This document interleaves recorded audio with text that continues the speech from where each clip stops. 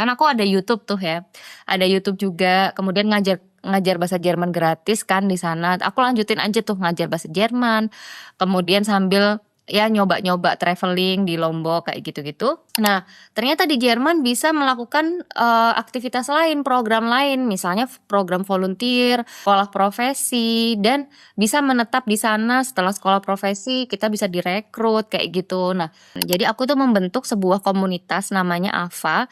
AFA itu semacam perhimpunan pelajar kayak gitu, perhimpunan orang Indonesia diaspora di Jerman gitu. Karena AFA itu juga aku jadi aktif untuk meneliti gimana sih susahnya orang Indonesia di Jerman, kegagalannya gimana, kayak gitu-gitu, dan itu tuh memang passion aku banget gitu. Jadi aku tuh kayak tergerak, ya Tuhan kalau aku punya punya rezeki, punya andil dan punya hidup, diberkati ya, aku pengen nanti umur 45 tuh udah fokus untuk, di yayasan itu gitu. Ngopi di teras bareng Rian. Ya, selamat datang kembali di Ngopi di Teras bareng Rian. Kali ini kita bareng teman yang berada di Lombok bersama dengan Girin. Jadi sebelum Halo. kita ngobrol-ngobrol, kita bakal tanya-tanya dulu nih, latar belakang Girin itu sebenarnya sebagai apa sih? Mmm. Silakan. Iya, saya Girin, perkenalkan saya Girindra Wiratni Puspa, saya tinggal di Lombok saat ini udah 3 tahun. Dulu, masa kecil sampai umur 24 tinggal di Batu Malang, kemudian, saya pindah ke Jerman, nanti kita akan cerita lebih lanjut soal itu. Pindah ke Jerman, 8 tahun di Jerman, kemudian ketemu pasangan di Jerman dan akhirnya memutuskan untuk pulang for good dan pindah ke Lombok, gitu. Oke, siap. Berarti Girin itu masa kecilnya aslinya orang Jawa Timur ya? Jawa Timur, saya bahasa Jawa juga. Oh, bahasa Jawa. Saya dulu soalnya juga sempat tinggal di Surabaya 4 tahun. Oh, Di Petra oke. saya. Kalau Oh, di Girin kuliahnya dulu Petra. di mana? Iya. Saya di Malang, kuliahnya di Oh, di Malang. Kanjuruhan, ya, mhm. Oh ya, nggak beda jauh lah bosone sebenarnya, Pak. Iya. Saya 9 Terus tahun latar bahkan di Surabaya. oh 9 tahun di 9 tahun Surabaya. saya 9 tahun di Surabaya, habis itu 9 tahun sampai 24 tahun itu saya di Batu Malang. Tapi Surabayanya di Panjangjiwo, di Prapen.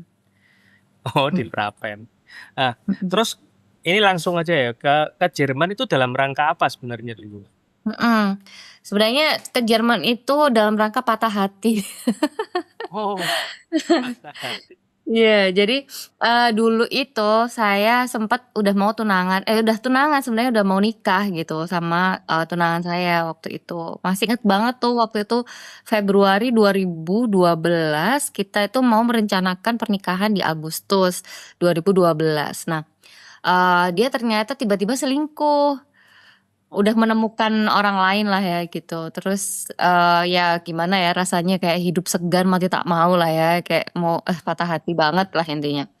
Nah akhirnya, waktu itu nggak langsung ke Jerman gitu enggak, karena aku masih kuliah semester 6 dan aku oke dengan patah hati gitu ya, aku semangat untuk menyelesaikan perkuliahan aku. Dan waktu semester 7 kan skripsi. Nah itu aku ketemu, skripsian orang Indonesia gitu, dosen yang waktu itu dia au pair ke Belanda. Jadi au pair itu ada pertukaran budaya gitu kan. Terus aku penasaran nih, "Wah apa nih?" Gitu kan, "Kok ada program ini ke Belanda?" Gitu. Terus akhirnya aku coba-coba, aku dengan referensi, skripsi itu, aku menulis skripsiku sendiri, cultural exchange ke Perancis waktu itu, karena aku punya kenalan orang Perancis. Mmm. Mhm. Nah akhirnya, karena aku berkutat ya di arah situ, jadi aku tahu gitu, oh ternyata ada cara nih ke Jerman, ke Eropa, bukan dari beasiswa, tapi dengan pertukaran, budaya gitu, pertukaran exchange, pertukaran bahasa. Akhirnya setelah lulus kuliah dan, untungnya meskipun dengan, patah hati gitu aku bisa lulus dengan tepat waktu ya waktu itu. Dan setelah lulus itu ya, puji Tuhannya aku, dapat sponsor ke Jerman gitu. Aku sebenarnya waktu itu open aja sih, nggak yang ke Jerman banget, enggak sih. Jadi aku ke Belanda, ke Perancis, nyoba semua gitu. Nyoba semua jalur gitu kan. Nah, tapi rezekinya itu ke Jerman, banyak banget sponsor host family yang nawarin ke Jerman. Jadi aku ya udahlah, kenapa enggak gitu. Nanti mungkin bisa ke Perancis lah kapan-kapan, aku bilang gitu. Nah, akhirnya ya puji Tuhan aku dapat waktu itu, dapat visa ke Jerman dan mulai au pair dulu nih di Jerman. Jadi pertukaran budaya dulu dan aku sebenarnya juga yang apa ya, "Oh ya nanti aku 1 tahun baliklah gitu ke Indonesia," gitu. Nggak berencana menetap di Jerman. Ternyata di Jerman itu beda sama negara Eropa yang lain. Kalau di Eropa yang lain itu mungkin kalau kita nggak punya modal untuk kuliah atau beasiswa, kita harus balik gitu. Seperti yang menulis skripsi yang jadi referensi aku itu dia balik. Nah, ternyata di Jerman bisa melakukan, aktivitas lain, program lain, misalnya program volunteer atau program Ausbildung, sekolah profesi, dan bisa menetap di sana setelah sekolah profesi kita bisa direkrut kayak gitu. Nah, aku taunya saat udah di Jerman, Sana, terus kan udah di punya sana. udah di sana.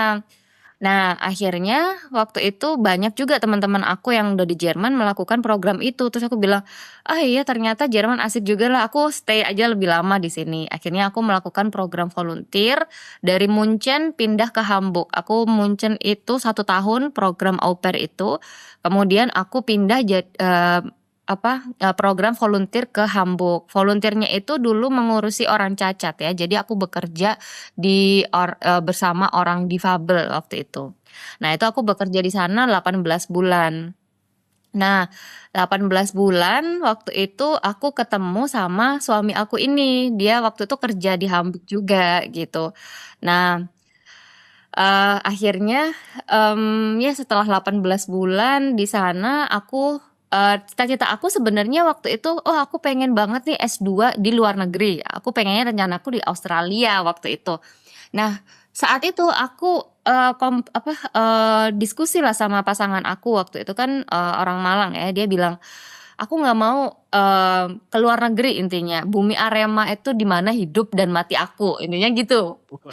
Terus, aku tuh waktu sejak kecil itu aku tuh suka banget, lihat atlas ya kan, lihat atlas kayak peta dunia, dunia itu luas banget, kenapa kita harus stay di satu kota gitu. Terus aku suka lihat tuh ada Menara Eiffel ya kan, Kolosseum, di belakangnya atlas tuh kan ada ya gambar-gambar itu. Nah, aku suka lihat tuh di situ, aku lihat terus aku mimpi gitu, mimpi aku pengen banget tuh ke Eropa gitu, gimana caranya, kan miskin banget ya kita itu waktu waktu SD tuh sampai, nggak bisa bayar sekolah, gimana caranya itu nggak tahu gitu.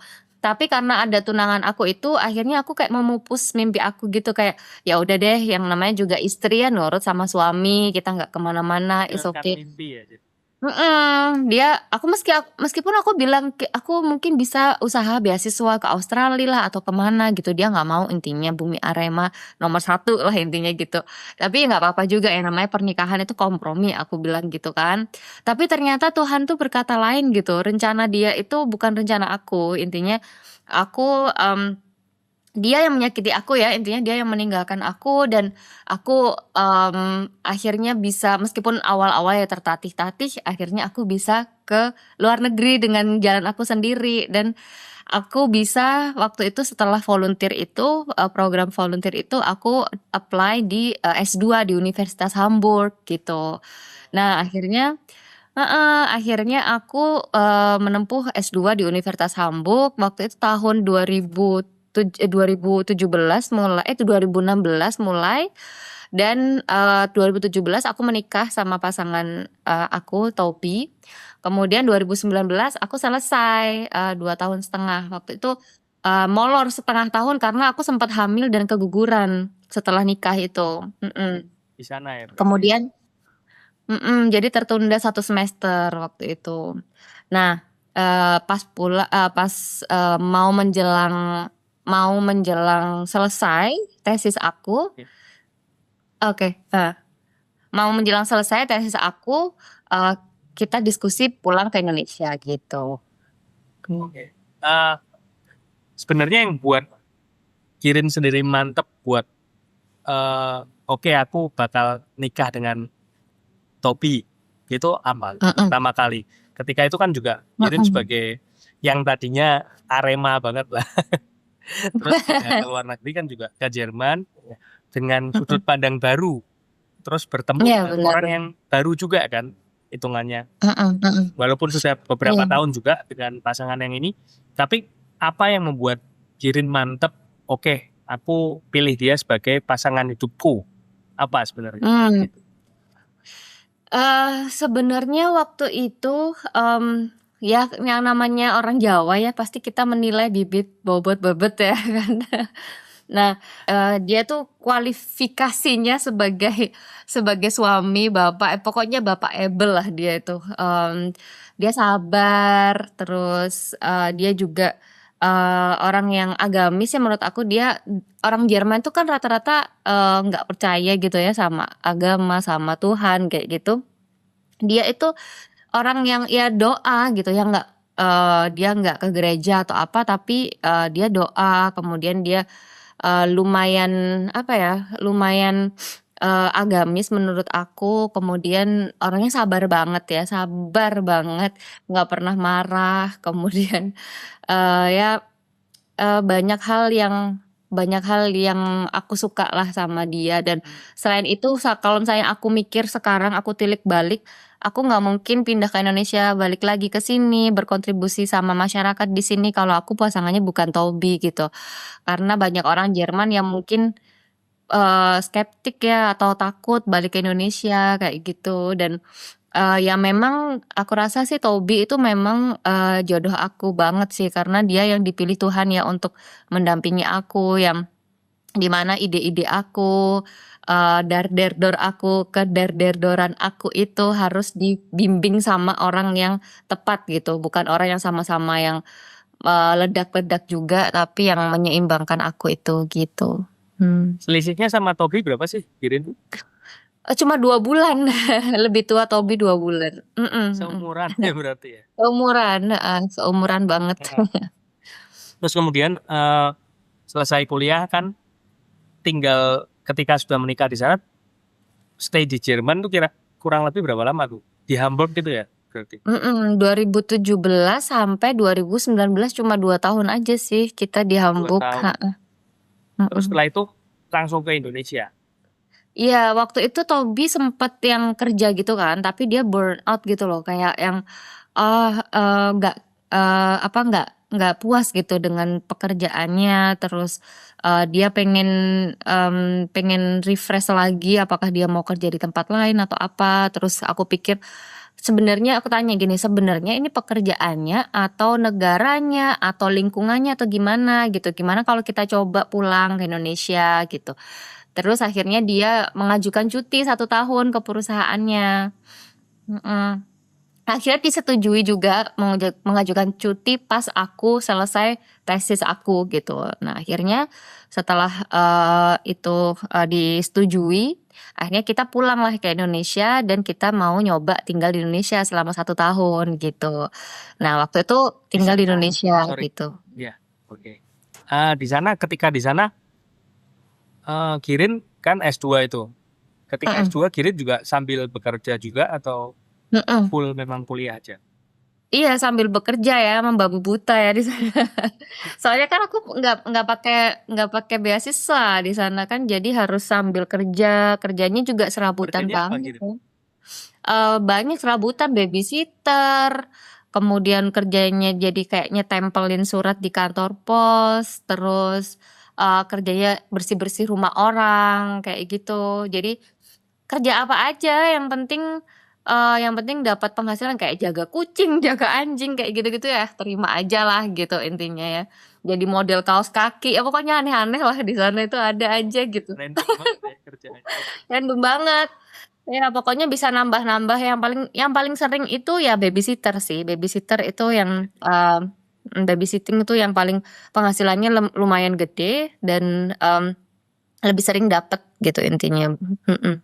dan mungkin maksudnya mungkin bisa ditangani juga ya lebih enak Iya, benar benar benar. Tapi ada juga sih pekerjaan mahasiswa yang kayak kerja di H&M, terus nge-packing barang gitu banyak sebenarnya di sana gitu. Teman-teman aku banyak juga yang bekerja sambilan gitu. Kayaknya banyak banget job di sana ya. Heeh. Hmm. Dan sebagai orang Indonesia di sana pertama kali ketika tinggal itu perlakuan dari penduduk lokal gimana ketika Hmm. itu? Aku sebenarnya tidak di Munchen sama di Hamburg kebetulan kota besar ya, Rian. Jadi Iya. nggak apa ya, nggak ada perlakuan rasis kayak gitu enggak sih, karena kota besar gitu. Dan aku pernah juga ke kota kecil di Jena, mungkin mereka lihat dari atas ke bawah kayak siapa nih gitu kan. Kayak orangnya kok kulitnya beda gitu. Tapi yang rata-rata ya orang tua-tua sih, bukan yang orang muda-muda kayaknya biasa aja. Menurut aku orang Indonesia malah lebih rasis ya kalau ke orang bule itu kayak kadang minta foto atau apa, mereka nggak sampai kayak gitu sih. Karena mereka sendiri juga udah terbiasa banyak sekali orang, orang Afrika, orang Amerika atau apa ke sana juga. Jadi udah internasional, lumayan internasional di Hamburg sama Munchen itu nggak bukan hal yang asing lagi gitu intinya. Ya puji Tuhan pertama kali malah di Munchen dan Hamburg jadi nggak ada masalah Mhm. masalah ras dan sebagainya, jadi nggak Nggak ada sih, mengalami perilaku diskriminatif di sana ya. nggak ada, Nah, heeh. setelah pulang ke Indonesia pertama kali Tobi cuti setahun itu pertama kali pulang kemana? Ke Malang atau ke Lombok ya? Iya, jadi rencana kita waktu itu pengen nyoba nyoba di beberapa kota gitu. Pertama pastinya Bali karena kan pesawat kita landingnya di Bali ya waktu itu di Denpasar gitu, heeh. Bali. Bali dulu pasti gitu. Nah tapi 2 minggu di Bali kita ngerasa kayak, aduh Bali kayaknya bukan buat kita, full banget, banyak turis, Crowded kemudian banget ya. Penuh. crowded, kemudian jalan-jalan tuh kan macet banget, kadang kalau hujan dikit aduh udah yang menggenang-genang gitu. Terus, ya pokoknya feeling-nya, bukan karena Balinya tapi kayak feeling-nya kayak enggak deh gitu Bali. Akhirnya aku pulang ke Batu karena administrasi aku semuanya di Batu gitu, kayak KTP aku, lapor nikah juga harus di Batu gitu kan. Akhirnya kita pulang ke Batu Malang, perpanjang SIM, KTP, ganti KK, pisah KK, kayak gitu-gitu. Itu waktu durasinya 3 bulan. Di Batu pun itu juga kayak, aduh Jawa kayaknya bukan buat kita deh, ini terlalu penuh juga, bukan bukan penuh orang asing, nah ini penuh orang Indonesia. Kasihan Tobi juga ya kemana mana kayak ke pasar dikit itu kayak, "Why, bule why?" Kayak gitu-gitu. Kan ya kayak dia, merasa risih juga kadang karena nggak ada orang asing sama sekali juga di Batu. Ada sih tapi jarang banget ditemuin gitu loh. Paling selama 3 bulan tuh ketemu paling 1, 2 orang asing gitu, nggak banyak. Nah dia ngerasa bener-bener asing. Dia nggak enak di sana ya. Mhm. Iya nggak terlalu nyaman lah intinya gitu. Nah akhirnya waktu itu kita pikir ke Jogja apa ya, Jogja juga menarik, tapi waktu itu Oh, erupsi waktu Gunung Merapi itu Merapi, ya. waktu erupsi Merapi akhirnya, kayaknya nggak di Jogja deh, ke ini dulu deh rencana aku sebenarnya ke Maluku, Papua waktu itu karena kan Oh, aku pengennya mengabdi di wilayah timur nih. Soalnya kan aku pikir waktu itu, kenapa sih Indonesia Jawa-Jawa mulu, Jawa Bali mulu gitu kan. Aku pengennya ke wilayah timur gitu. Tujuan kita memang Maluku atau Papua karena bagus banget di sana. Kemudian, masih eksotik masih lah kayak lapang lah ya, gitu-gitu. masih lapang juga. Mhm. Maksudnya nggak terlalu crowded juga. Benar, nggak terlalu crowded. Nah, terus temen deket aku itu nyaranin, "Kenapa, sebelum ke Maluku coba deh ke Lombok dulu, mungkin bisa Lombok, Labuan Bajo, NTT dulu baru Nah, ke Maluku," gitu kan. Oh iya ide bagus juga ya, di sana kan juga bagus gitu alamnya, Labuan Bajo, Pulau Komodo kayak gitu-gitu. Kita mampirlah di Lombok. Yah akhirnya di Lombok mampir seminggu jatuh cinta, nggak mau lanjut. apa yang Akhirnya membuat ya udah, jatuh cinta sama Lombok? nggak tahu ya kayak begitu masuk minggu pertama di wilayah Senggigi tuh orang-orangnya tuh baik gitu. Kita puji Tuhannya pastinya di Lombok juga banyak orang yang nggak baik ya, aku percaya, pasti di suatu daerah ada yang baik ada yang enggak, tapi puji Tuhan kita selalu ketemu sama orang yang baik gitu, selalu nolong, tulus gitu nolongnya. Terus, di sana juga ya nggak terlalu crowded sama orang Indonesia, orang lokalnya juga di sini kan Lombok itu terkenal Pulau Seribu Masjid ya, yang which is 90% orang muslim gitu. Tapi mereka moderate banget, toleran gitu ke kita. Terus kita juga tinggal di wilayah yang tetangga-tetangganya itu banyak yang Hindu ya waktu itu. Kemudian sekarang banyak yang Muslim, tapi mereka nggak ngejudge gitu, nggak yang hating banget ini kenapa orang sama bule kayak gitu-gitu enggak sih. Jadi dan selalu kita ketemu di wilayah yang banyak orang asingnya juga gitu, nggak yang full orang Indonesia semua, tapi juga campur. Jadi Tobi nggak ngerasa yang asing sendiri gitu. Terus aku sendiri dari Jawa juga nggak merasa yang apa ya asing gitu di sini, karena orang Lombok juga bahasa Indonesianya itu bagus banget. Beda sama orang Jawa tuh kadang kecampur. Kalau orang Jawa tuh Ya, kadang ada aja medok wilayah istilahnya. medoknya ada gitu. Orang Lombok itu aku nggak pernah miskom di sini gitu. Jadi meskipun mereka ada bahasa Sasak, tapi mereka bahasa Indonesianya tuh menurut aku bagus banget. Bahkan yang nenek-nenek aja ya, yang orang tua pun mereka tuh bisa transfer message-nya dengan bahasa Indonesia yang baik dan benar gitu. Beda banget kalau aku bandingin sama orang tua aku atau kakek nenek gitu di Jawa yang mereka tuh selalu nge-mix bahasa Jawa gitu. Kadang orang, apa ya ini?" Gitu kayak, mix gitu. Nah, orang Lombok enggak Jadi sih, orang Tobi Lombok pun tuh lebih mudah juga ya kalau misalnya bahasa benar, Indonesianya baku dan lebih benar gitu, dia nangkepnya juga untuk belajar juga itu banget, cepet, kondusif banget lah ya heeh, untuk belajar. bener bener banget, heeh, lebih lebih gampang untuk Tobi untuk belajar bahasa Indonesia juga di sini, heeh. Iya, Tapi akhirnya kita akhirnya memutuskan di sana.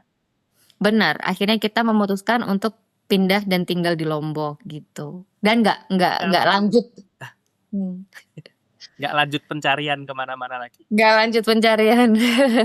Terus pertama kali di Lombok kalau nggak salah Girin pernah share juga pernah rencana untuk buka Airbnb atau apa gitu ya Mhm. awalnya. Iya sempet pengen buka Airbnb di Kuta Mandalika, karena kan Kuta Mandalika itu di zamannya Pak Jokowi itu di-push ya jadi kawasan ekonomi eksklusif, heeh, terus di sana, oh ternyata berkembang, lumayan berkembang tapi push-nya itu dari pusat gitu ya bukan dari Lomboknya sendiri. Terus, di sana juga tanah masih murah gitu, masih murah banget, terus aku pikir, "Ah iya di sini aja deh," gitu. Akhirnya kita beli tanah di sana dan kita niatnya memang pengen buka Airbnb, tapi juga Airbnb nyambi sambil kayak kursus bahasa Inggris lah atau bahasa Jerman lah kayak gitu, niat aku memang buka Airbnb waktu itu.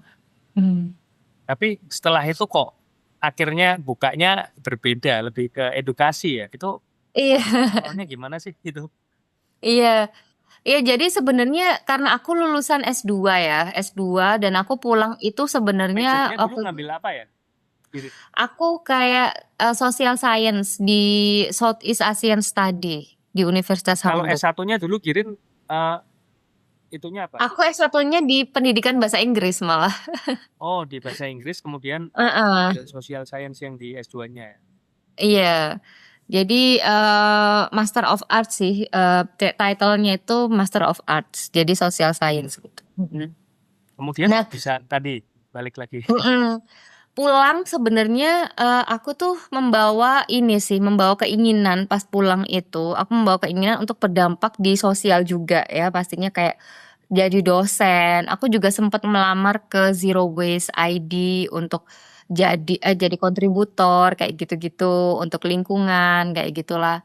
Tapi rezekinya kayaknya berkata lain, aku nggak keterima. Keterima cuman mereka masih belum ada budget untuk hire orang gitu intinya. Dan aku sempat ajukan ke pemerintah Jerman. Jadi pemerintah Jerman itu ketika kita balik dan berkontribusi untuk negara kita, mereka ada budget gitu intinya untuk hire heeh, untuk hire lulusan universitas Jerman lah intinya gitu. Nah, waktu itu, si Zero Waste ID ini masih belum, resmi, masih belum dalam bentuk, PT atau yayasan kayak gitu, masih proses lah intinya. Dia masih dalam bentuk apa ya, komunitas doang gitu. Nah, sama pemerintah Jerman nggak diterima karena kita mereka menerimanya dalam bentuk, resmi, perusahaan resmi gitu. Nah, akhirnya aku coba-coba yang lain jadi dosen atau apa, kok dilalah ya, dilalah nggak keterima gitu loh. Terus, Aku pikir, ya udahlah, sambil sambil aku nunggu kesempatan, kenapa enggak gitu ngajar bahasa Jerman. Kan aku ada YouTube tuh ya, ada YouTube juga, kemudian ngajar ngajar bahasa Jerman gratis kan di sana. Aku lanjutin aja tuh ngajar bahasa Jerman, kemudian sambil ya nyoba-nyoba traveling di Lombok kayak gitu-gitu. Akhirnya ketemu juga sih di Lombok ada beberapa murid yang tertarik kursus bahasa Jerman. Terus, mereka juga, apa namanya, antusias banget mau ke Jerman kayak gitu dan antusias banget untuk membantu aku mengembangkan kursus ini gitu. Jadi mereka yang bikin Instagram, Instagram Dengspa waktu itu. Nah akhirnya, oh ya udah, aku, mau deh gitu, ngadain kursus ini gitu. Tapi juga nggak yang intensinya kayak aku mau buka kursus gitu enggak, karena ini hobi aku. Hobi aku kan sharing ya, sharing, ngajarin orang gitu, kayak guru banget lah. Background-nya juga pendidikan bahasa Inggris kan. Akhirnya, tapi juga mungkin rezekinya di sana ya. Jadi, ya banyak orang yang percaya, puji Tuhan banyak orang yang percaya sama Dengspa. Karena kita juga bisnis intensinya kan kejujuran juga ya. Aku juga bertolak dari, keresahan aku sendiri, banyak orang yang ditipu sama agen ke Jerman, kemudian banyak orang yang udah menghabiskan ratusan juta tapi nggak jadi berangkat, kayak gitu-gitu banyak. Jadi intensi aku sendiri tuh ngebantu mereka menyalurkan informasi ke Jerman tuh seperti apa, kayak gitu. Jadi dengan intensi yang baik ya, puji Tuhan banyak orang yang percaya dan sampai sekarang terus berkembang gitu dan dari sesuatu yang nggak ada intensi ya, hanya untuk sharing tapi makin lama makin berkembang gitu, Jadi Dengspa ini tadinya memang benar-benar organik ya kayaknya pertumbuhannya ya. banget, Selain heeh, niat baik, niat ngajar mhm, dan menyalurkan passion dari Girin sendiri, kemudian bisa betul. berkembang seperti ini. Mungkin kalau Girin ingat-ingat di apa namanya, pertama kali Dengspa terbentuk itu, ada nggak momen-momen yang begitu warm dan kerasa, waduh, nggak nyangka memang ini dari Tuhan kayaknya beneran, bukan Iya, bukan apa namanya, bukan sebuah kebetulan, itu ada nggak mhm. momen Iya banyak seperti sih itu? Rian. Jadi yang aku percaya itu gini Rian, waktu 2016, itu tuh aku tuh membentuk, nulis blog dengspa.com. Dengspa sendiri itu singkatan dari Denker, namanya Tobi, sama Spa, dari Puspa, Denker dan Puspa. Heeh. Nah, saat aku menulis blog, artikel pertama tuh Rian, artikel pertama itu aku nulis 6 jam ya, 6 jam saking semangatnya gitu ya. Terus, pas setelah nulis itu, waktu itu aku belum nikah ya sama Tobi, pas pulang aku diajak makan tuh sama Tobi, makan malam gitu. Masih Nah, pacaran ya pas ketika itu ya? ya masih pacaran 2016, kan nikahnya 2017 ya. Nah, pas, aku diajak makan malam, aku tiba-tiba pingsan loh Rian.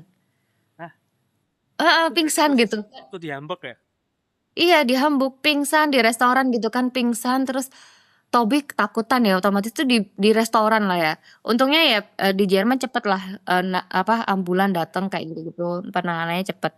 Nah ternyata dicek darah rendah karena aku kebanyakan duduk, karena kebanyakan nulis artikel itu, heeh, jadi Oh yang kurang gerak blognya gitu. itu. Nulis blog itu. Nah dari situ, Tobi itu langsung switch gitu yang tadinya tuh kayak dia, "Oh oke aku mau pacaran," sebelumnya dia nggak ada kepikiran nikah ya karena kan orang Jerman tuh biasanya nikah tuh lama, nggak ada setahun, 2 tahun tuh nggak ada, biasanya 5 tahun minimal lah gitu. Ya. Dia langsung kepikiran, "Aduh aku tuh merasa kehilangan banget nih, lihat dia pingsan tuh aku langsung takut," gitu. Nah di momen itu, Tobi langsung pengen nikahin aku.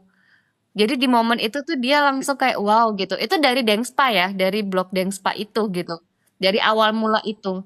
Nah, setelah itu tuh yang aku rasa kayak gitu, setelah aku lihat dari sekarang ya, kalau aku tilik Ya. balik gitu, oh dari momen itu Tobi ingin menikahi aku. Kemudian, 3 bulan kemudian aku tuh karena aku pengen kan S2 tuh penelitian ya, penelitian aku tuh aku pengen meneliti tentang migrasi orang Indonesia ke Jerman. Jadi aku tuh membentuk sebuah komunitas namanya AFA. AFA itu semacam perhimpunan pelajar kayak gitu, perhimpunan orang Indonesia diaspora di Jerman gitu. Dan AFA itu berkembang pesat banget. Sekarang udah ada 16.000 anggota lah gitu ya di sana di Itu Jerman. di mana? Di Dimasukin di Facebook. Instagram atau di Facebook ya? Di Facebook. Terus? Jadi itu kayak pusat pertukaran informasi. Tujuan aku sebenarnya hanya ingin mengumpulkan orang-orang yang di Jerman. Aku ingin nyari data gitu untuk penelitian aku. Dan itu tuh pesat banget tuh perkembangannya di sana. Kemudian dan karena AFA itu juga aku jadi aktif untuk meneliti gimana sih susahnya orang Indonesia di Jerman, kegagalannya gimana, kayak gitu-gitu. Dan itu tuh memang passion aku banget gitu. Kemudian Riset ya. risetnya dari situ. Nah, pas aku pulang ke Indonesia, aku tuh sering banget ya di Jerman tuh aku ngerasa gini, kenapa sih aku tuh pengen ngapain sih Tuhan, kenapa sih aku ini nulis terus gitu, nulis blog terus gitu, terus Iya, iya. ngapain aku juga YouTube aja itu juga waktu itu nggak monetisasi ya kan. Kemudian monetisasi pun 1 bulan itu juga cuma 1 euro, 2 euro, yang which is aku 1 jam aja di Jerman itu bisa 15 euro gitu. Dan aku tuh pengen aja kayak sharing, ngajar ilmu aku kayak bahasa Jerman. Waktu itu belum ada YouTube yang ngajarin dalam bahasa Indonesia ya. Aku pertama kali waktu itu ngajar kayak gitu. Tapi di satu sisi tuh aku kayak gini Rian, kayak lu ngapain sih nyari-nyari kerja aja di Jerman, ngapain kayak gitu-gitu gitu kan. Kayak nonsens banget gitu, kamu nggak ada gunanya lah intinya kayak gitu. Terus tapi aku tuh tetep satu sisi aku tuh kayak bergumul kayak gitu, di sisi lain aku tetap nulis, tetap bikin blog, tetap bikin vlog meskipun dengan kaku, meskipun dengan apa ya, dengan nggak enjoy, bukan ya nggak, aku enjoy sebenarnya, cuman kayak kaku banget gitu. Tapi tetap aku upload Rian, tetap aku tetap aku masukin YouTube dengan harapan ada satu orang yang terbantu, ada satu orang yang nggak punya uang untuk kursus, bisa kursus gratis di YouTube kayak gitu kan. Jadi banyak orang juga yang lulus ujian hanya lihat YouTube aku kayak gitu. Jadi mereka tuh nggak harus kursus bahasa Jerman kayak gitu. Itu aku senangnya di situ, meskipun aku nggak dapat penghasilan, nggak dapat monetisasi di sana. Nah, begitu aku pulang, kok aku nggak keterima di mana-mana gitu, dan banyak orang berdatangan nyari aku dari YouTube itu gitu kan. Kak Girin enak nih ngajarnya di YouTube. Mhm. Kak Girin enak nih ngajarnya di YouTube. Aku pengen diajar Kak Girin, kapan buka les kayak gitu-gitu. Kan itu kayak building trust dulu ya di sana gitu. Aku ngasih contoh dan aku tuh nggak ada intensi sama sekali yang ngadain kursus waktu itu. Nah, tapi kok dapat kayak gitu. Nah, itulah kayak mukjizat Tuhan ya mungkin di sana ya, kayak ini yang dari 2016, dari 2019 kenapa kamu harus ke Indonesia? Kenapa kamu harus ada di sini gitu, dan kenapa Denspa ini meskipun dengan pergumulan yang ngapain lu gitu, tapi tetap kamu hadapin gitu. Dan ini kenapa sekarang kamu disiapkan semuanya untuk ini gitu. Ya itu makanya kayak wow, oh iya ternyata aku harus nulis, aku harus bikin komunitas, dan aku harus ngevlog untuk persiapan Denspa di Lombok gitu sih. Wow. Kayak memang kayaknya udah itu rencana Tuhan. Kalau udah Tuhan berencana terus step by stepnya tuh sebenarnya kayak kita kalau kalau siapa Girin nggak mau taat, ketika itu taat sama Tuhan kayaknya mau menyimpang aja ngapain sih, itu ngapainnya diturutin terus ngikut kata-kata orang, kayaknya nggak sampai di fase ini deh, nggak sampai Betul. di fase ini. Jadi memang itu jalan yang disiapin Girin, dan karena Girin taat pada panggilan, kalau aku ngomong itu panggilan dari Tuhan sih yang memang sudah Iya, diarahkan ke situ, akhirnya betul. bisa sampai di fase ini. Kemudian kalau sekarang sampai sekarang itu untuk yang kursus udah berapa banyak tuh Girin? Oh, kalau kan kita bukanya 2020 ya Rian. 2020 sempat Pas pandemi vakum. persis itu ya. Betul, pas pandemi itu buka langsung online tuh bener-bener booming ya waktu itu, selalu full kelasnya. Tapi setelah anak aku lahir, Minse lahir itu aku pause 1 tahun. Jadi aku pengen fokus sama anak Pandeminya aku dulu. tahun Pas pandemi juga, pandemi 2020. 2020. Mhm. Wow. Terus Jadi baru 2021, 2021 aku pause 1 tahun gitu. Setelah Minza lahir sampai itu. 2022 baru buka lagi ya. Heeh, jadi pas aku balik ke sini baru buka lagi sebelumnya pas di Jerman udah buka sih, kayak 3 bulan sebelum aku pindah aku udah mulai nyoba untuk ngajar lagi kayak gitu-gitu sih. Waktu mulai 2022 hitungannya sampai sekarang ya, itu udah ribuan ya, udah banyak karena biasanya online ya. Udah ribuan, 1 tahun aja ada kayak sekitar 500 sampai 800 peserta. Eee, se sebanyak itu. Kalau booming-nya itu sebenarnya bukan pas aku pindah sih, 1 tahun di sini dan waktu itu aku nggak berani tuh hire orang, Rian. Jadi kayak aku kerjain semuanya sendiri, aku nggak berani hire orang, tapi begitu aku hire 1 manajer itu langsung rezekinya dia banyak. Rezekinya dia tuh banyak, terus banyak pendaftar juga gitu.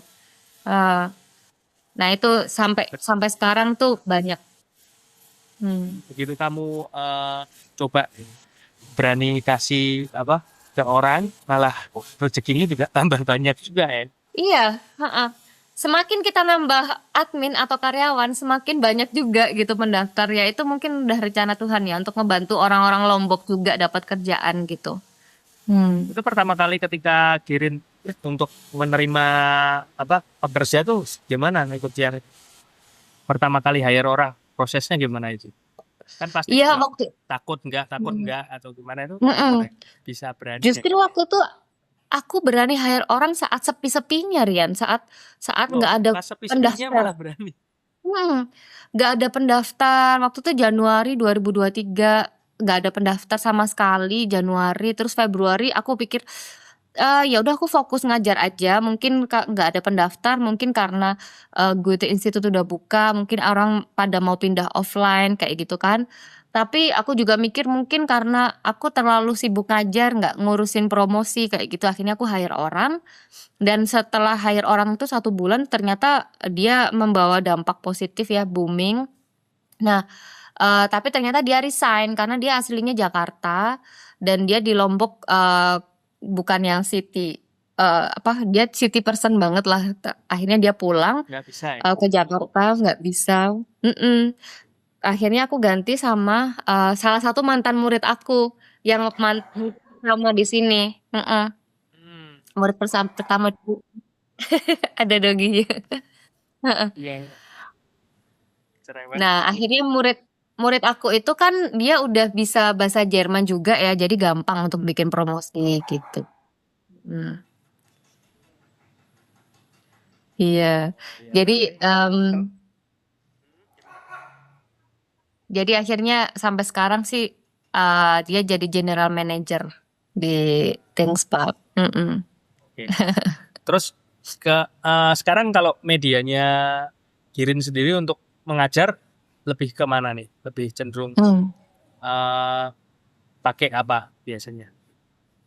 Eee, Media aku biasanya online, Zoom kalau online ya. Kalau offline ya, biasa sih aku suka ngajar di YouTube juga pakai papan tulis. Aku selalu pakai papan tulis, nggak tahu kayak feel-nya YouTube-nya jadi beda nggak aja. pernah putus malah ya? Ketika Iya, YouTube selalu mhm, gitu. iya aku selalu pengen ngajar di YouTube juga sih, itu karena kan itu kayak, platform gratisan lah gitu ya intinya untuk ngajar di situ. Kalau kursus tuh bayar ya, kalau di YouTube tuh mereka bisa gratis gitu. Mhm. Jadi justru memang jalurnya juga dari YouTube itu kayak pelayanan ya. YouTube. Jadi gitu. Iya, pelayanannya bener, pelayanannya tuh di YouTube. Heeh heeh, Jadi bener. lewat pelayanan itu juga kok Tuhan berkati Irin lewat media yang lain untuk mengajar yang Betul banyak betul. ternyata ya dan banyak dari Heeh heeh heeh. manfaatnya. Bener bener. Terus Mmm. sekarang ngobrol soal anaknya Heeh heeh. Girin, Minse. Minse ya. Heeh, Minse. Itu Minse dididik secara bahasanya gimana tuh pertama kali? Kan Heeh, dia papanya Jerman, mamanya Indonesia. Pertama kali bahasa Indonesia. bahasa ibunya apa tuh? Ya walaupun dia di Indonesia, cuman kan kadangkala Mhm mamanya udah biasa pakai bahasa Jerman dan Inggris juga, terus papanya kan juga mhm. bahasa Jerman. pertama kali dia dididik di Indonesia pakai bahasa apa? Sebenarnya di sini dia dididik multilingual ya. Jadi dia bahasa ibunya adalah bahasa Jerman. Jadi dia full sama bapaknya bahasa Jerman. Ketika aku sama bapaknya, otomatis supaya aku nggak mengulangi 2 kali informasi, aku pakai bahasa Jerman juga sama bapaknya. Jadi Minse tahu aku bisa bahasa Jerman juga. Tapi ketika kayak aku sama ART atau sama tetangga, aku bisa bahasa Indonesia.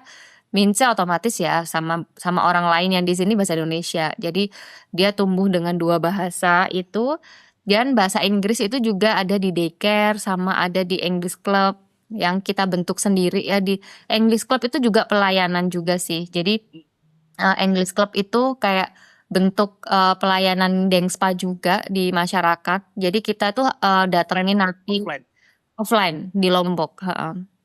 Jadi kita jadi kita datengin natif dari dari England, Kanada, kemudian dari luar negeri lah gitu ya, untuk ngajar bahasa Inggris ke anak-anak di sini. Tapi parents-nya harus ikutan iuran gitu, iuran untuk ngedatengin gitu.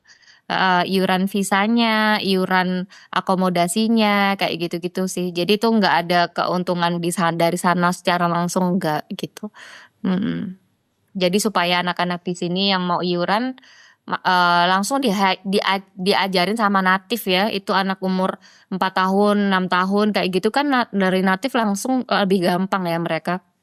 Jadi iurannya cuma 200.000 Rian per bulan. 200.000, 300.000 gitu. Jadi murah banget dan itu beneficial banget sih buat mereka. Ya, kalau berkat secara non material untuk kegiatan dari Girin sendiri kayak yang di YouTube kayak yang English Club ini, itu yang Girin rasain apa? Yang non material. Yang non material apa ya, banyak banget sih. Kayak aku merasa di Indonesia ini aku merasa lebih berguna gitu, lebih berguna untuk orang sekitar gitu ya. Meskipun kayak misalnya kita membentuk sebuah yayasan juga ya di sini, yayasannya tuh namanya Mari Gerak. Dan ini juga aku rasa karena pertolongan Tuhan juga, general manager yang aku bilang tadi, yang murid pertama aku itu, dia tuh aktif banget, dia tuh yang mendirikan yayasan ini. Dia jadi dulu dia itu dibantu oleh Yayasan Anak Petani Cerdas dan Empower ID dari Bandung. Kemudian dia mendirikan yayasan yang serupa untuk anak-anak yang kurang mampu di sini. Dan aku pun juga ada hati untuk membantu di sana. Jadi kita juga sering kayak mengumpulkan donasi barang bekas untuk dijual, hasilnya nanti untuk anak-anak yang di sini, untuk orang tua yang nggak mampu membiayai pendidikan anaknya kayak gitu-gitu. Terus dipertemukan aja sama orang-orang yang baik gitu, orang-orang yang punya hati untuk menolong orang lain, untuk menolong anak-anak, untuk membantu anak-anak yang nggak bisa sekolah, kayak gitu sih. Dan aku memang kedepannya memang target aku 7 sampai 8 tahun lagi ketika aku umur 45 ya, doakan semoga dari podcast ini ya banyak yang bisa mendoakan. Emang umur 45 aku tuh juga udah pengen membentuk sebuah komunitas kayak panti jompo atau rumah aman. Di Lombok itu Rian banyak banget, setiap minggu itu pasti ada berita bayi dibuang. Karena di sini itu pernikahan dini itu masih yang ini banget, masih banyak banget pernikahan dini dan banyak yang kabur juga bapaknya kayak gitu. Jadi ibunya malu bayi dibuang di sungai, sering banget ditemukan. Jadi aku tuh kayak tergerak, ya Tuhan, kalau aku punya rezeki, punya andil dan punya hidup diberkati ya. Aku pengen nanti umur 45 tuh udah fokus untuk di yayasan itu gitu. Untuk membantu ibu-ibu yang mungkin malu punya anak untuk merasa aman anaknya dititipin kayak gitu. Terus juga mungkin panti jompo sama penyandang cacat supaya mereka punya pekerjaan kayak gitu-gitu. Seperti yang aku pelajari dulu di Hampo kan aku sama difabel kayak gitu kan. Nah, aku pengennya memang di situ sih nanti umur 45 semoga aja. Sekarang udah 37 ya, berarti 8 tahun lagi ya 45 gitu kalau misalnya Segera ada ya, rezeki segera ada rezeki dan Mince udah lumayan gede dan aku pengennya lebih di yayasan itu. Kalau sekarang sendiri itu kita masih ngumpulin kayak misalnya donasi gitu ya, donasi dari diaspora untuk jadi kakak asuh, untuk beberapa anak yang nggak bisa sekolah di sini, nggak bisa kuliah. Kita juga bantu beberapa anak kuliah, sekolah, kayak gitu-gitu sih. Jadi itu, berkat non material yang mungkin bisa aku kasih ke mereka dan kesukacitaan ya saat kita memberi, kayak gitu. Joy, full of joy. Iya, joy. Tadi juga ya puji Tuhan sih, Girin juga bisa jadi saluran kemana-mana untuk orang-orang di sekitar ketika Girin pulang ke Indonesia gitu. Mungkin kalau Girin sendiri ini, akhir kata ada pesan-pesan nggak buat kayak teman-teman mungkin yang mau belajar bahasa Jerman dan untuk pengen ke Jerman itu Mhm. sebenarnya gimana caranya atau boleh di-encourage lah? Iya, iya. Sebenarnya pesan aku buat teman-teman kalau misalnya kalian tuh punya keinginan, mimpi yang itu tuh meletup-letup gitu ya, jalanin aja. Meskipun berhasil atau gagal itu kita nggak tahu ya. Kalau misalnya nanti kalian udah ada di deathbed terus umur 60 tahun dan kalian merasa, "Oh, aku udah nggak punya waktu lagi, kenapa aku nggak lakukan waktu itu bakal nyesel. At least kalau kita nyoba dan gagal itu lebih baik daripada kita nggak mencoba sama sekali. Dan, ya kalau misalnya jadi berkat buat orang lain itu nomor 2 sih menurut aku, jadi berkat buat Tuhan dan dari diri sendiri ya. Ketika kita bisa bahagia dan bisa memberkati diri, keluarga sendiri, kita bisa menjadi berkat, untuk orang lain.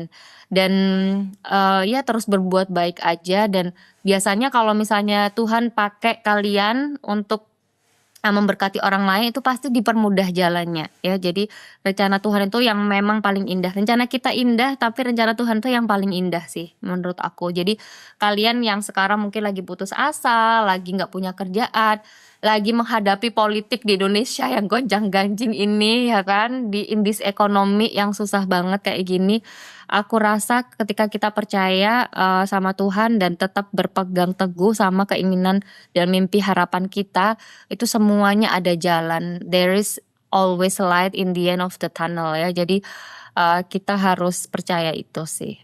Mhm. Sip. Amin. Mungkin teman-teman kalau yang mau untuk lihat page-nya dari Dengspa sendiri, di mana aja Mhm. Girin? Iya, ada di website dengspa.com, kemudian, ada YouTube juga ada Dengspa ya, @dengspa, terus ada juga Instagram Dengspa, semuanya namanya Dengspa, TikTok Dengspa gitu, Dengspa Official, Kalau ya. untuk yayasan-yayasan yang English Club juga terus Oh iya, English Club itu di Island, Kids English sama yayasannya tuh Mari Gerak. Jadi yayasan mager gitu. Heeh, mager Mari yayasan Gerak. mager. Heeh. Island apa tadi? Island Island Kids English. itu di Instagram ya? Ada, heeh, di Instagram. Mhm. Nanti kita tampilin di sini. Oke. Iya, nanti aku akan Aja, Git. screenshot-in. Siap-siap, nanti kita dikirimin, nanti kita tampilin di podcast. Thank you banget Siap. loh waktunya, udah Thank you. ngeluangin waktu buat ngobrol-ngobrol, merasa terberkati juga. Kayaknya memang ketika kita membuka peluang dan percaya sama Tuhan, kita ditemukan dengan banyak orang-orang yang kita nggak sangka-sangka untuk ya sama-sama menjadi berkat ya, sama-sama menjadi Betul. saluran buat sesama kita ya. Tadi seperti yang Girin ngomong juga, seperti kita memberkati diri dan pada Tuhan dulu, nanti berkat itu akan meluas untuk orang-orang lain. Gitu aja. Iya. Thank you banget. Terima Girin. kasih Rian untuk undangannya ya. Terima kasih banyak. Aku merasa energized banget hari ini bisa sharing sama kamu pertanyaan-pertanyaannya yang bikin terharu dan membuat aku mau bercerita gitu ya. Aku seneng banget, merasa terharu dan, merasa berarti banget bisa diundang di podcast-nya Rian dan iya nanti aku juga bakal share di Instagram aku dan YouTube aku juga untuk, supaya teman-teman yang mau lihat, cerita aku bisa ngedengerin juga. Siap, siap. Nah, nanti Sukses terus.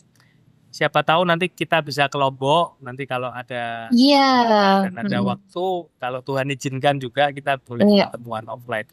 Amin. Teman-teman jangan Iya. lupa juga untuk like, subscribe, juga komen-komen video ini, juga share, apalagi kalau kamu kenal dengan Girin, gitu aja. Iya. Thank you. God bless. Thank you Rian, God bless.